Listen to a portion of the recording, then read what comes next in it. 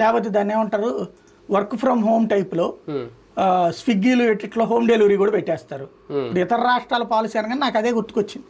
Home delivery ఉంటాయి ఇతర రాష్ట్రాలు, ఢిల్లీ కానీ మహారాష్ట్రలో కానీ మంది ఇంటికి డెలివరీ వస్తుంది, అట్లా పెట్టేస్తారు మీకు. అవును. అంటే దాదాపుగా 5 ఏళ్ళకి 1,25,000 కోట్ల రూపాయల ఆదాయం. ఇప్పుడు తల్లికి వందనం లాంటిది ఆగిపోతున్నా, ఇంతకుముందు జగన్ హయాంలో అమ్మఒడి లాంటిది కంటిన్యూ చేసిన, డబ్బులకి ఇబ్బంది లేకుండా ఈ తరహా ఆదాయాన్నే కదా అటు ఇటు మార్చిన. ఇప్పుడు ఇక్కడ దీనివల్ల పంతం నగ్గించుకోవాలి, కొత్త పాలసీ తీసుకురావాలంటే పథకాలకు కూడా ఇబ్బంది రాదు. ఆ యాంగిల్లో ప్రభుత్వం ఎందుకు ఆలోచించింది? ఏముండదు, దానికి వాళ్ళ ఆలోచన వాళ్ళకు ఉంటుంది. ఇంతకంటే ఎక్కువ సంపాదించడానికి ట్రై చేస్తారు కానీ తక్కువ సంపాదిస్తారని నేను అనుకోను. అంటే ఎక్కువ సంపాదిస్తే ఓకే, కానీ పాత విధానం లాగా 7,250 కోట్లు అంటే పోగొట్టుకునే రకం కాదండి చంద్రబాబు, అది గుర్తుపెట్టుకోవాలి. పాలసీ వచ్చేదాకా ఊహలే తప్పించి ఏం లేదు.